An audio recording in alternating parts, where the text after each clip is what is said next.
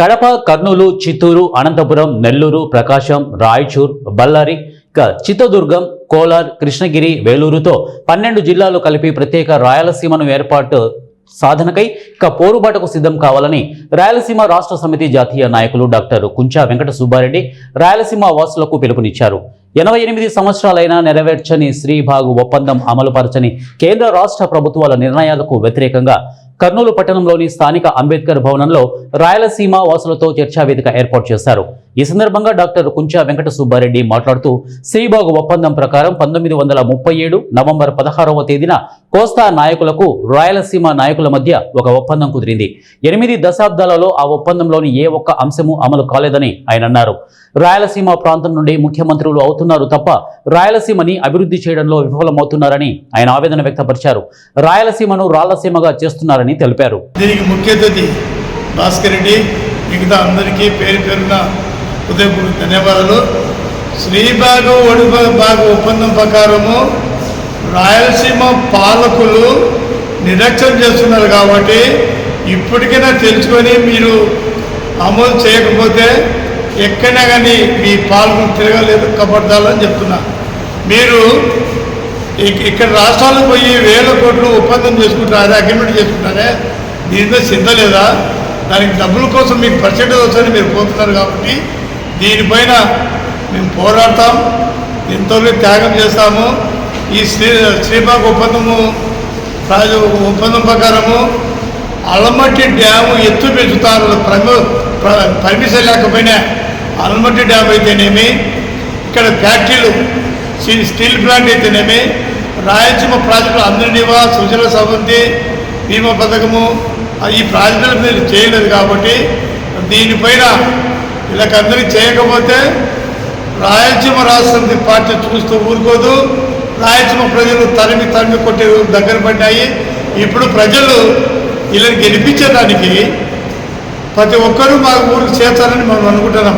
నేనేమంటే రాయలసీమ అభివృద్ధి కోసము ప్రతి గ్రామాన సీసీ రోడ్ అయితేనేమి, కరెంట్ అయితేనేమి, హౌసింగ్ ఇల్లు అయితేనేమి, డైలీ రాయలసీమ బంగారు రాష్ట్రంలో ఉండాలి. కేవలము ప్రధానమంత్రి పోయిన నెల 16వ తారీఖు వచ్చినాడు. ఈ నెల 16వ తారీఖున అనంతపురం వస్తున్నాడు 19న. కాబట్టి ప్రధానమంత్రి మీరు ఏం చేసినారు, మాకు ఏం పీకినారు, మీరు మాకు ఏదైనా రాయలసీమ గురించి మాకు ప్రత్యేక రాయలసీమ కానీ లేదంటే కేంద్ర పాలిత ప్రాంతం కానీ మాకు ఇవ్వాలా. ఇవ్వకపోతే నువ్వు మా రాయలసీమ మీరు అడుగు పెట్టలేదు. ఇంతకుముందు బీజేపీ వాళ్ళు జూలై 18వ తారీఖున 2025 18వ తారీఖున చంద్రబాబు నాయుడుతో తెగుపులు చేసుకొని ఆగమేఘాలతో వచ్చి ప్రత్యేక సపరేట్ రాయలసీమని డిక్లరేషన్ విడుదల చేశారు బీజేపీ వాళ్ళు. ఇక్కడికి వచ్చి మీ హామీలు ఏమైనాయి? మీ కేవలం కమర్షియల్ తప్ప మీరు అభివృద్ధి గురించి ఏం చేయలే. దీనికి అందరం సంఘటితతో ఎవరైనా పార్టీ అనేది అతీతం లేకుండా అన్ని పార్టీలు కలిసి మేము ఉద్యమించేదానికి రెడీగా ఉన్నాం. ఎవరు వచ్చినా టీజీ వెంకటేశ్వరి రాయలసీమ అభివృద్ధి అన్నాడు, ఆయన గురించి మేము మద్దతు ఉంటాం. కాబట్టి దీనికి ఏదేమైనా కానీ మేము మాకు నెరవేరేంత వరకు. అధ్యక్షులు, శ్రీబాగు ఒప్పందం అమలు చేయాలని అప్పుడున్నటువంటి పెద్దలు ఉమ్మడి రాష్ట్రంలో ఒప్పందం గురించుకున్నారు. రాయలసీమ ప్రాంతంలో ఒక రాష్ట్రమైనా ఉండాలి, రాష్ట్ర రాజధాని అయినా ఉండాలి, లేదనుకో హైకోర్టు అనే ఉండాలని శ్రీబాగు ఒప్పందం చెప్తా ఉంది. శ్రీబాగు ఒప్పందం అమలు చేయడంలో 80 ఏళ్లుగా అందరూ పాలకులు కూడా ఈరోజు శ్రీబాగు ఒప్పందాన్ని గాలి వదిలేసినటువంటి పరిస్థితి ఉంది. రాయలసీమ ప్రాంతంలో మినిస్టర్లు అయినారు, ముఖ్యమంత్రులు అయ్యారు. ప్రస్తుతం ఉన్నటువంటి ముఖ్యమంత్రి కూడా రాయలసీమ వాసే.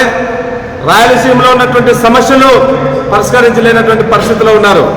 రాయలసీమ నీళ్లు కావచ్చు, నిధులు కావచ్చు, రాయలసీమ నిరుద్యోగ సమస్య కావచ్చు, రాయలసీమ పరిశ్రమలు కావచ్చు, ఇవన్నీ కూడా గాలికి వదిలేసినటువంటి పరిస్థితి మనకు కనపడతా ఉంది.